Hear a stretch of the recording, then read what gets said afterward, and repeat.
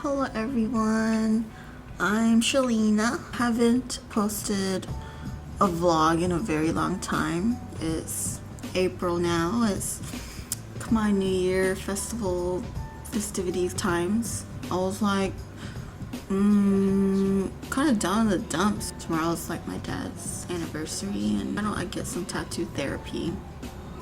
I mean, along with real therapy too. It's all about self-love this year. Currently working on my back piece, which is Sovann Macha and Hanuman.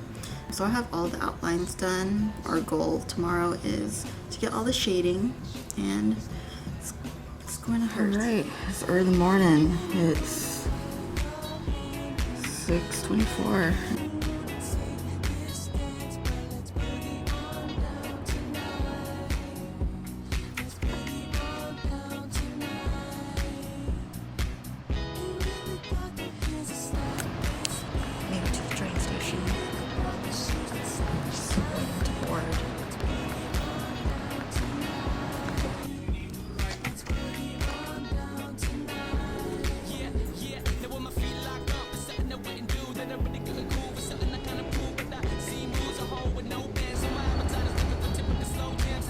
Made it to Vancouver. Made it. I don't know if he's here yet. Maybe. Oh. Hello. Hi. Hi, Peter. Hi. How are you doing? Doing alright. That's good. Tired, but I'm doing alright. I'm living, man. I'm living too. Well, thank you so much for like squeezing me in. This is like an interview. No, is it like not a casting couch? This is my first time. I need to make my vlogs about me, with me in it. You have to open the next chapter if you're still reading the old one. I joined the dance group. It was just like to hang out with my friends. Like that was Pushed like, into it too. like that was what started it. And then And you died? yeah, we did all of that, but you know, it was like bending our fingers back. We would watch videos on YouTube and like mimic it, self-learn it pretty much. The instructor would learn the dances from the videos and then teach us like how it's done, and that's what we would perform. That's the difference between like an actual royal troupe dancer, because they're taught why they do every single movement. We had someone that was part of like a troupe in Cali, and she studied it in Cambodia, and so she was our instructor, and we were learning real lessons, like the reasons why we do this. She was sitting us down and having us listen to the song and like understand what the song is saying. Yes. It was so different from like how we started in the beginning. The lady from the dance troupe is Khmer New actual troupe. So Khmer New is the king before Khmer New. I shouldn't be forcing my daughter this. Hey, you're a man of culture, so In one day, I think so. I wish I would have that kind of opportunity where I could learn from a real if I want to play teacher. picture predictor, I don't think we'll be here in the future, that's why. Oh yeah, I mean if we're thinking about that, then there's no point in. We are a dying breed. If we preserve Satira too, I told him that. I was like, he's, he wants to preserve it. I'm like, we're pioneers. It's up to them to want to continue it, but I don't think they will.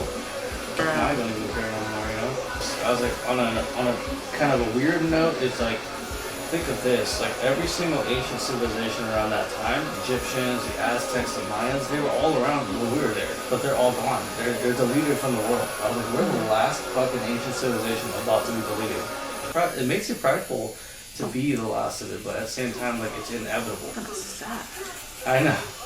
No one ever looks at it in that perspective. You're just like, oh, we're Khmer. Like, how long? How long does famous last? Well, how does he feel when you said that? Because I feel like his like He's very motto is he's very forward on that. yeah. So obviously, I'm his antagonist and brother. Like Yeah.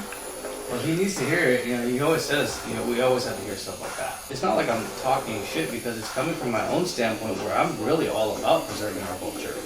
What I want to teach my daughter from my fight in life with that is, I want to teach her one simple thing, and it's perseverance. It doesn't matter if you're fighting a losing battle, you're defined by the way you hold your heart in it. And throughout history, every time this type of stuff happens, whatever higher power, whether it be God or Brahma or Vishnu, wipes out the world with blood. story of Manu. Like Manu was actually a man. Before we even used it for the word human, it was a man, and he was basically our Noah. Except for the thing that guided his boat was a fucking horned giant fish, and that was Vishnu or Behali. Noah had his ark, was told by God. So all these ancient stories have, I guess, a relation to each other. They're just told in different senses. You ever heard the Japanese term shikata negai? No, what is that? Let it be. Hippie for tattoo therapy. Yay!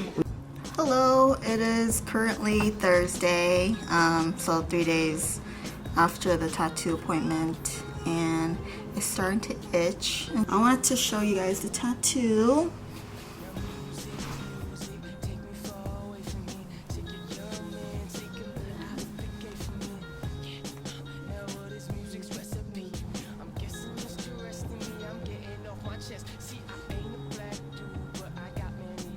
Should I give a little history lesson?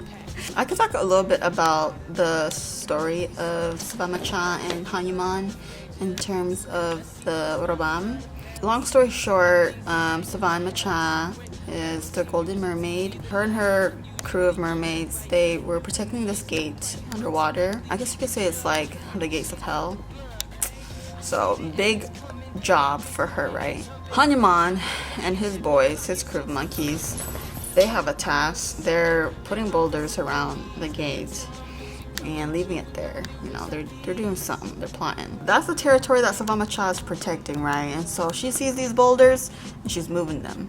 And then Hanuman comes down, checks on his boulders. They're gone. This is a cycle that happens for a bit. He's pissed. He's like, who keeps taking my boulders? One day he comes down. He sees that it's the beautiful mermaid that's removing his boulders. He wants to plot revenge. Like, he wants to her, but he's so enamored by her beauty that he decides, you know what, like, he wants her. And the Orobam, like, they do their little dancey dance, and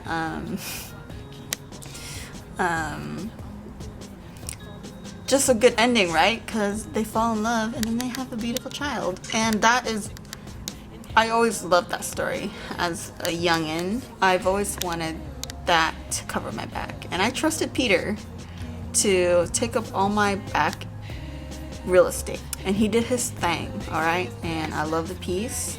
And it needs one more shading lesson to go. Shading session to go. We will be done with the back piece. I'm already thinking about the next tattoo. Thanks for taking that history lesson from me.